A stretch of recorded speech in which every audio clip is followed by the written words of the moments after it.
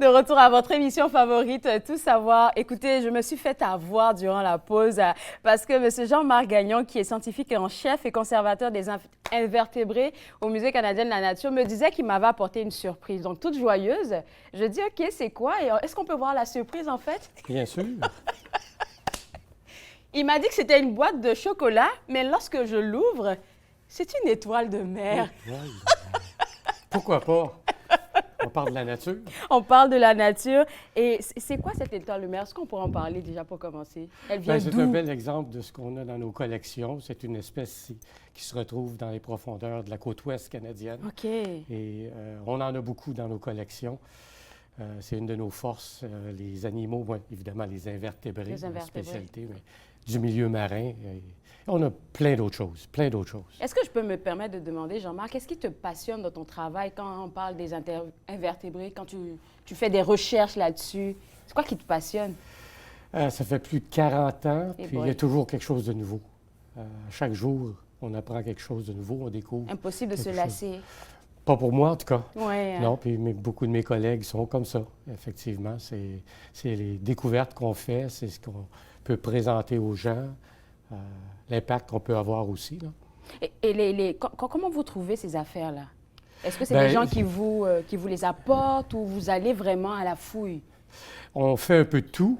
Cet exemple-là, ça vient du passé, donc l'époque où on commence à explorer le Canada, ça date probablement du début du 19e siècle. Eh boy, Euh, c'est tellement bon état. Et oui, on s'affaire à s'assurer qu'on garde tout en bon état, mais on a nos chercheurs, évidemment, qui vont sur le terrain. On a des universitaires qui vont nous faire don de ce qu'ils ont ramassé eux autres durant leurs recherches ou leurs étudiants. Alors, ça vient de différentes sources, mais le plus important, c'est de le préserver Mais c'est ça, pour c'est la ça. postérité, pour nos jeunes, Exactement. pour l'information aussi. Juste par curiosité, quand vous recevez un spécimen, la première des choses qui doit être faite, c'est quoi? Faut s'assurer que c'est légal. Ah, Donc, comment que- on s'assure de ça? Ben, c'est par, légal? par exemple, si quelqu'un nous ramène quelque chose qui vient du parc de la Gatineau, est-ce qu'ils ont eu un permis? Parce que c'est un parc qui a un statut de protection. Oui. Un peu comme ça, une espèce, j'ai une espèce de corail ici. Je vais l'avoir Alors, dans la main pour oui, la montrer. C'est ça se très tient bien, mignon. puis c'est beau. Alors, il y a certains coraux qui sont protégés, dont leur statut, ils sont en danger. Alors, c'est pas tout le monde qui peut aller ramasser ça. Est-ce que c'est sa couleur originale? Non, en fait, ça serait probablement pourpre, assez éclatant, vivant, mais ça perd ses couleurs en séchant. Puis dans nos collections, ben, on peut pas les garder dans le milieu marin C'est ça. et vivant, c'est certain. Alors, on a toutes sortes de choses comme ça. Et c'est justement ce que les portes ouvertes vont nous permettre de faire, c'est d'offrir aux gens une porte, une fenêtre sur tout ce qu'on a dans nos collections. Et puis, les collections, vous en avez combien? Bien, on parle de 14,6 millions au moins d'objets, de spécimens, au moins. Parce que si je prends un pot de plancton dans mes collections, je suis certain qu'il y a peut-être près d'1 million dedans. Alors, on n'a pas compté les échantillons avec des micro-organismes en grand nombre comme ça, mais on en a. La surface de nos collections, ça occupe présentement à peu près l'équivalent de 5 patinoires professionnelles en surface. Wow! Alors, c'est assez grand. Puis les journées portes ouvertes, là, j'ai pu lire que ça ramène plus de 3000 personnes. Comment vous faites la sélection de ce qui va être présenté aux gens? Comment vous savez que ça peut intéresser le monde, les visiteurs? Bonne question. Je pense hein? pas qu'on a trouvé quelque chose qui intéressait pas les visiteurs. Écoute, pardon, il y a tellement, il y a tellement de choses, c'est ça. Alors, on va parler, les spécialistes de la paléontologie vont parler des fossiles. Ils vont voir dans l'atelier, ils vont montrer comment on découvre un fossile, comment on le sort de la roche. Au niveau des plantes, évidemment, on va parler des plantes locales, des plantes exotiques. Pour nous, on a décidé, pour nous, les invertébrés, évidemment, les insectes sont exceptionnels parce qu'ils sont principalement tropicaux, ceux qu'on a. Alors, c'est gros, c'est coloré, c'est incroyable.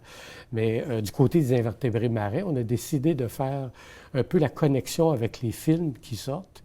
Quel genre de film, par on exemple? va parler de la petite sirène de Little Mermaid. Nemo, des choses comme ça, et les invertébrés qui sont présentés là-dedans. Et on va montrer l'équivalent réel et parfois dire, bon, ben on voit qu'un vrai crabe, c'est fait comme ça, alors qu'eux autres, ben, ils ont oublié quelques pattes, ou, évidemment, pour faire un film. Quelle est, Jean-Marc, la découverte impressionnante? Je sens que tu en as fait beaucoup, mais l'une des découvertes impressionnantes que tu as faites lorsque tu travaillais sur un invertébré, et c'était lequel? Ah, mon Dieu. Je sais qu'il y en a beaucoup. En 40 ans d'expérience, là. Un collègue comme Dr. Bob qui décrit des insectes, des nouveaux insectes, puis il y en a tellement à décrire. Je n'ai pas décrit beaucoup d'espèces, mais celle qui me touche le plus, que j'ai probablement amenée dans le passé ici à l'émission, c'est une lime géante. Une lime géante? Elle est seulement ça de grosse, je ne l'ai pas amenée.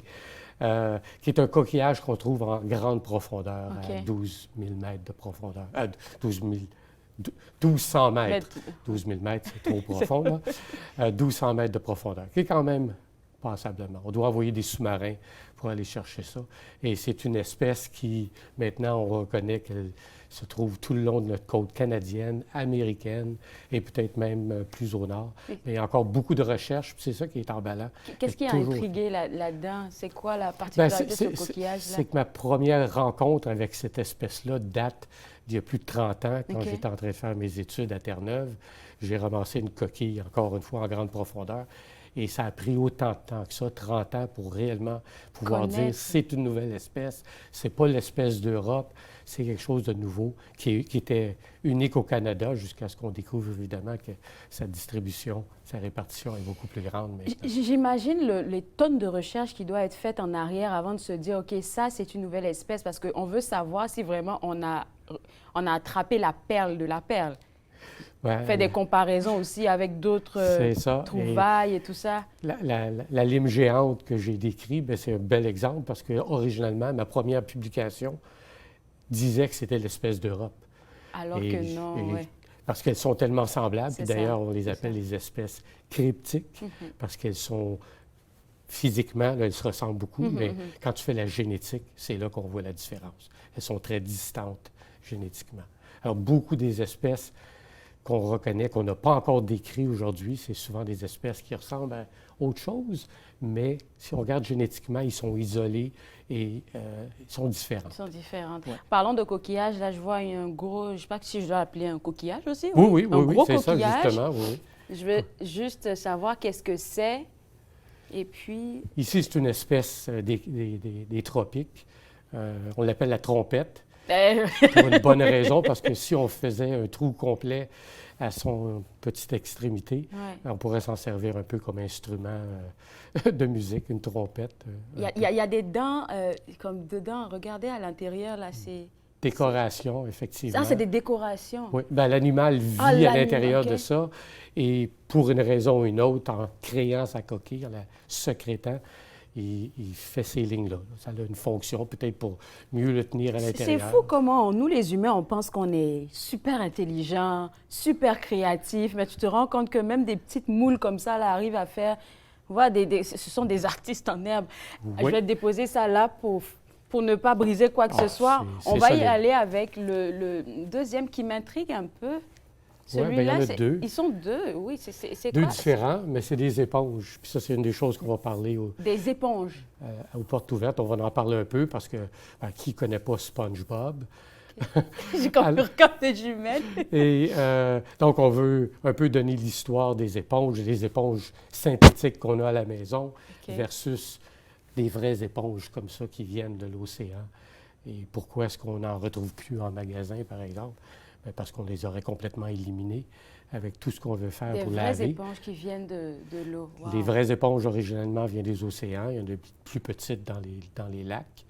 Mais alors, c'est un peu cette grande diversité-là qu'on a. La texture, elle n'est pas pareille quand on la met dans l'eau, je suppose, parce que là, c'est ça. Quand on veut une éponge comme ça pour nettoyer, on doit l'écraser pendant qu'elle est encore molle, vivante, fraîchement hors de l'eau, pour briser un peu son squelette, pour qu'elle soit plus flexible et qu'elle se travaille mieux pour absorber.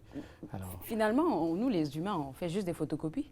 De qu'est-ce qui se trouve On déjà? est très bon. Il y a beaucoup de choses qui sont copiées de la nature. Je suis désolée de le dire, là, mais le velcro est un autre très bon exemple qui vient de la nature, réellement. Il y a des animaux qui ont ces petits crochets-là qui permettent de s'attacher aux animaux pour pouvoir être dispersés. Les plantes aussi font ça. Est-ce qu'on a un autre spécimen peut-être à montrer pour vraiment inciter les gens à passer, aller sur le site web www.nature.ca parce qu'à partir du 6 octobre, oui, c'est des journées portes ouvertes, c'est gratuit, mais il faut prendre des billets. Donc, vous pouvez y aller à partir du 6 octobre pour vous procurer des billets. Et là, M. Gagnon va nous faire sortir une surprise qui est vraiment bien cachée. C'est un crâne. En fait, j'en ai deux, là. J'ai amené... OK. C'est le crâne de quoi? Un petit chevreuil. Ah! Pardon. Il faut faire attention avec ces affaires-là. C'est juste parce que lui est en 2 morceaux. OK. Et c'est dans ma collection personnelle. Oh, collection personnelle. On est choyé, alors? Même que ce castor que j'ai ramassé quand j'étais jeune. Ça, c'est un castor de la collection personnelle de M. Gagnon. Mais c'est juste pour illustrer ce qu'on a en collection au musée. Alors, la collection des squelettes est intéressante parce que c'est la pièce, la grande salle que j'appelle « Wow ». Parce qu'elle est grande et il y en a partout. Alors, les gens qui rentrent là, ils disent « Wow ». Juste wow. Alors, juste venir pour ça, ça serait une bonne raison, mais il y a tellement d'autres choses, y compris les invertébrés. Y compris les invertébrés. Merci beaucoup, Jean-Marc. Écoute, tu m'as fait rentrer en quelques minutes là dans ton monde. J'ai envie de tout toucher, tout voir, mais il y aura plus à voir, comme tu viens de le mentionner, aux journées portes ouvertes qui vont se faire le 14 octobre. Samedi le 14. Samedi 14, à partir de... C'est de 10 à 4. De 10 à 4, bien qu'on doit arrêter les entrées vers 2h30, parce que c'est quand même une visite d'1h30. C'est ça. Alors, si on veut que les gens sortent à 4h. Écoute, merci beaucoup. Merci de nous avoir partagé ton expertise. Et pour les gens à la maison, comme je viens de le mentionner, comme je le mentionnais tantôt, www.nature.ca. À partir du 6 octobre, c'est là que vous pourriez prendre vos billets pour aller participer ce 14 octobre aux journées portes ouvertes qui vont commencer à partir de 10h. Nous, on va prendre une pause et juste après la pause, on parle avec notre chroniqueuse culturelle. Peut-être que vous la connaissez, peut-être que pas, mais je vais vous la faire découvrir juste après la pause. Vous regardez Tout savoir. Merci beaucoup.